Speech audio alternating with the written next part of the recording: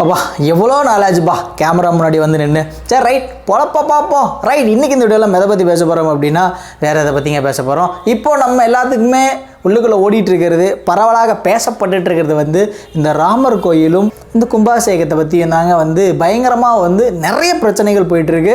அதை பற்றி தான் ஒன் பை ஒன்னாக வந்து டீட்டெயில்டாக பேச போகிறோம். வாங்க வீடியோக்குள்ளே போகலாம். ஃபர்ஸ்ட் திங் என்ன அப்படின்னா, இந்த இடத்துல வந்து அந்த கோயில் கட்டணும், இந்த கோயில் கட்டணும், அந்த கோயில் இருந்தது, அதை இடிச்சிட்டு இதை கட்டினாங்க, இப்போ இதை இடிச்சிட்டு இதை கட்டியிருக்காங்க அப்படின்ற மாதிரி 1008 வரலாறு. எனக்கு வரலாறுலாம் தெரியாதுங்க. ஸோ ரைட், இதில் முதல் பிரச்சனை என்ன அப்படின்னா, இந்த ராமர் சிலை வச்சாங்க பார்த்தீங்களா, அந்த ராமர் சிலைக்கு இடப்பட்ட நாமம். ஸோ கொஞ்ச நாளைக்கு முன்னாடி என்னடா இது நீங்களுமா அப்படின்ற மாதிரி எனக்கு ஒரு விஷயம் உள்ளுக்குள்ளே தோணுச்சு.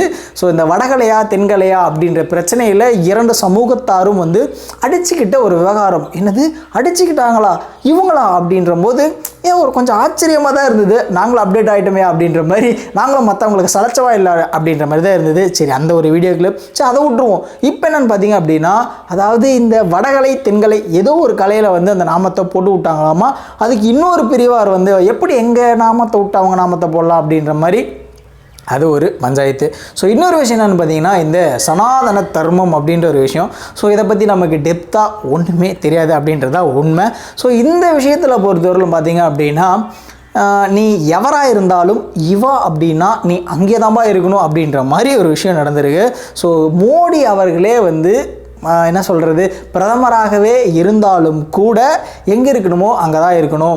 அவர் வந்து இப்படிலாம் அப்படி இப்படின்னு பண்ணால் நாங்கள் வர மாட்டோம் அப்படின்ற மாதிரி இந்த சங்கராச்சாரியார் கூட்டம், நார்த்தில் இருக்கக்கூடிய ஒரு கூட்டம் வந்து எதிர்ப்பு தெரிவிச்சிருக்காங்க. ஸோ இதுக்காகத்தாண்டா தமிழக மக்கள் வந்து நீங்கள் வேண்டவே வேண்டாம்னு நாங்கள் சொல்கிறோம் அப்படின்ற மாதிரியும் ஒரு ரியாக்ஷன் போயிட்டுருக்கு. ஸோ இது தாண்டி இன்னொரு விஷயம் என்னென்னு பார்த்தீங்க அப்படின்னா, அந்த கோயில் வந்து இன்னும் கட்டியே முடிக்கப்படலை.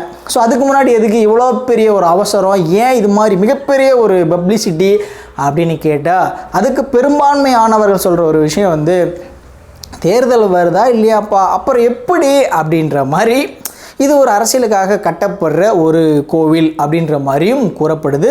ஸோ இதில் இன்னொரு விஷயம் என்னென்னு பார்த்தீங்க அப்படின்னா, நாடாளுமன்ற தேர்தல் கடந்த 2 தேர்தல்களுக்குள்ள எதில் சொன்னாங்க அப்படின்னு தெரில. பிஜேபி என்ன சொல்லியிருக்காங்க அப்படின்னா, நாங்கள் ஆட்சிக்கு வந்தால் கண்டிப்பாக வந்து அயோத்தியில் ராமர் கோயில் கட்டியே தீருவோம், கட்டப்படும் அப்படின்ற மாதிரி சொல்லியிருந்தாங்களாமா. வந்துட்டாங்க, கட்டிட்டாங்க அப்படின்ற மாதிரி யூஎஸில் இருக்கக்கூடிய ஒரு பேப்பர் வந்து நியூஸை பப்ளிஷ் பண்ணியிருக்காங்க. ஸோ என்னப்பா இது ஸோ அப்படின்ற மாதிரியும் ஒரு கருத்து நிலவுதுங்க. இன்னொரு விஷயம் என்னென்னு பார்த்தீங்க அப்படின்னா, இந்த கோயில் விவகாரத்தை பொறுத்த வரைக்கும் பெரும்பான்மையான மக்களுக்கு வந்து இது சந்தோஷமா அப்படின்னு கேட்கும்போது எல்லாருமே ஏற்றுக்கக்கூடிய ஒரு விஷயமா அப்படின்னா, பெரும்பாலும் நார்த்தில் இருக்கவங்க வந்து இது மோடி அரசாங்கத்தினுடைய மிகப்பெரிய ஒரு சாதனையாக பார்க்கப்படுது. ஆனால் தமிழ்நாட்டில் பொறுத்தவரையிலும் பார்த்தீங்க அப்படின்னா எல்லாருமே ரொம்ப தெளிவாக இருக்காங்க. இது அரசியலுக்காக செய்யப்படுற ஒரு அரசியல் சார்ந்த ஆன்மீக நிகழ்வாக தான் பார்க்குறாங்க அப்படின்ற மாதிரியும் பலதரப்பட்ட கருத்து வருதுங்க. ஸோ இந்த ஆன்மீக அரசியல் அப்படின்றது தமிழகத்தில் எடுபடுமா அப்படின்றத மிகப்பெரிய ஒரு கேள்விக்குறியாகவும் இருக்குது. ஸோ பிஜேபியினுடைய இந்த ஆன்மீக அரசியல் அப்படின்றது தமிழகத்தில் வந்து ஏதோ ஒரு சீட்டாக வந்துடாதா அப்படின்ற அளவுக்கு எதையோ ஒன்று பண்ணுறாங்க. ஆனால் தமிழ்நாட்டை பொறுத்தவரையிலும் பிஜேபியினுடைய யூகம் வந்து பலிக்குமா அப்படின்னா, அதுக்கு நம்மளுடைய கருத்து என்னப்பா அப்படின்னா, நம்மளாம் கருத்துலாம் சொல்ல முடியாதுங்க. பல பேருடைய கருத்து எடுத்து நம்மளுடைய கருத்தாக வேணால் சொல்லலாம். பிஜேபி வந்து 10 ஆண்டுகள் தொடர்ந்து வந்து 2 முறை ஆட்சியில் இருந்துறாங்க. அப்படி இருந்த போதும் கூட தமிழ்நாட்டில் எதுவுமே நடக்கலை. ஸோ இந்த முறை இதை பண்ணால் தமிழ்நாட்டில் அதனுடைய தாக்கம் எப்படி இருக்கும் அப்படின்னு பார்க்கும்போது, தமிழ்நாட்டில் அதனுடைய தாக்கம் பெரிதாக இருக்க போகிறது இல்லை அப்படின்றது தான் யதார்த்தமான ஒரு உண்மை. ஏன் அப்படின்னா, தமிழகம் வந்து ஆன்மீக பூமி இல்லையா அப்படின்னா, யாருங்க சொன்னது? தமிழ்நாட்டில் இல்லாத கோயிலா? தமிழகம் தான் வந்து இந்த ஆன்மீகத்தினுடைய ஊற்று அப்படின்றது எல்லாத்துக்குமே தெரியும். அப்படி இருக்கும்போது வந்து இந்துத்துவ கொள்கை ஏன் தமிழ்நாட்டில் எடுபட மாட்டேங்குது அப்படின்ற கேள்வியும் பலமாக பிஜேபிக்கு எழுது. ஸோ அதற்கு ஒரே காரணம் என்னன்னு பார்க்கும்போது, தமிழக மக்கள் வந்து ஆன்மீகத்தை ஆன்மீகமாக பார்க்குறாங்க, அரசியலாக பார்க்குறதாங்க மிகப்பெரிய ஒரு காரணம். அரசியலோடு வச்சுக்கிறாங்க, ஆன்மீகத்தை ஆன்மீகத்தோடு வச்சுக்கிறாங்க. கடவுளே இல்லை அப்படின்னு சொன்னாலும் கூட சில திராவிட கட்சிகளாகட்டும் திமுகவே இருந்தாலும் கூட அவங்க வாயளவில் தான் சொல்லுவாங்களே ஒழிய, அதாவது ஆன்மீகத்தில் பெருசாக அவங்க கை வைக்கவும் மாட்டாங்க.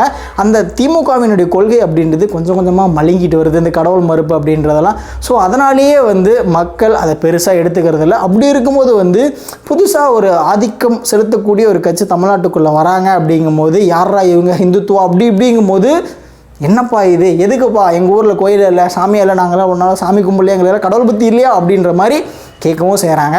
அதனாலேயே என்னவோ பிஜேபிக்கு தமிழ்நாட்டில் வந்து என்னப்பா எவ்வளோ பண்ணாலும் உங்களுக்கு ஒன்றுமே பண்ண முடியல அப்படின்ற மாதிரி ஒரு காண்டு இருக்கத்தாங்க செய்யுது. ஸோ தமிழ்நாட்டில் பொறுத்தவரையிலும் பிஜேபியினுடைய யூகம் என்பது வெறும் யூகமாகவே மட்டும் அமையும் அப்படின்றது தான் பொதுமக்கள் பெரும்பாலுடைய கருத்தாகவும் இருக்குது. ஓகே, இதோ நம்ம முடிச்சு கிளம்புறது. நான் சிஸ்பா.